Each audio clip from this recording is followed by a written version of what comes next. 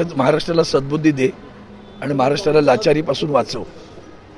महाराष्ट्र लुटला जातोय, सांस्कृतिकदृष्ट्या, सामाजिकदृष्ट्या, राजकीयदृष्ट्या सुद्धा लुटला जातोय आणि ज्या पद्धतीनं लुटला जातोय त्यातून जनमानसाचे डोळे उघडून त्यांनी केलंच कर्तव्य जनतेनं, नाही असं नाही, अजून थोडं राहिलंय बरं का।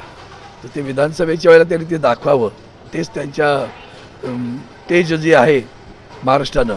आणि खास करून महाराष्ट्र धर्म हा शब्द जेव्हा रामदास स्वामींनी पुकारला होता तेव्हा तो त्या महाराष्ट्र धर्म आज अक्षरशः बुडालेला आहे। आणि जेव्हा महाराष्ट्राला रोज एक कंपनी, काल एक कारखाना तिकडे गुजरातमध्ये पळवला गेला, महिंद्राचा कारखाना जातोय। मग आमची इथली जी तरुण मंडळी आहे, तिथला जो बेरोजगार तरुण आहे, त्यांनी करायचं काय?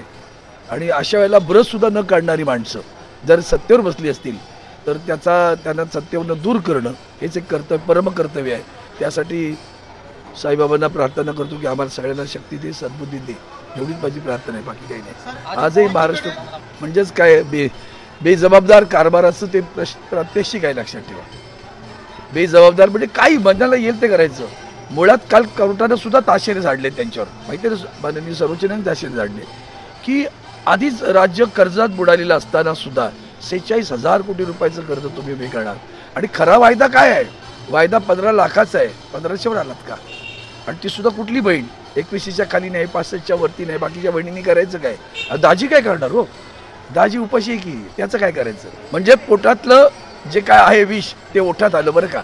महाराष्ट्राने याची दखल घेतली पाहिजे की हे मी अगोदर सुद्धा, कारण मध्य प्रदेशातल्या लाडक्या बहिणी योजनेचं पुढं काय झालं जायची जरा माहिती घ्या, मग कळेल आपल्याला। हे निवडणुकीपुरतं हे सोंग आहे, त्या सोंगापासून सावध राहा, एवढंच या निमित्तानं सांगायचं। बहिणींना पैसे देण्यात नक्की घ्या, त्याचा लाभ सोडू नका असं आमचं म्हणणं आहे। पण प्रत्यक्षात किती जणांना मिळतं हेही पहा, कारण ही जनतेचे पैसे आहेत बरं, त्यांचे नाहीत खिशातनं दिलेले। पण ही योजना फक्त निवडणुकीपुरती आहे, एवढं लक्षात ठेवा। मागे अशा अनेक गोष्टी घडलेल्या आहेत, निवडणूक झाली का त्या योजना बंद होतात, त्यातलं चुक आहे। ज्यांचा स्वतःचा साफ झाला तुझा बघ ना म्हणून, आता इथे देवळात आहे म्हणण्याचा ठाकरी भाषेतला शब्द तोंडात आला होता माझ्या।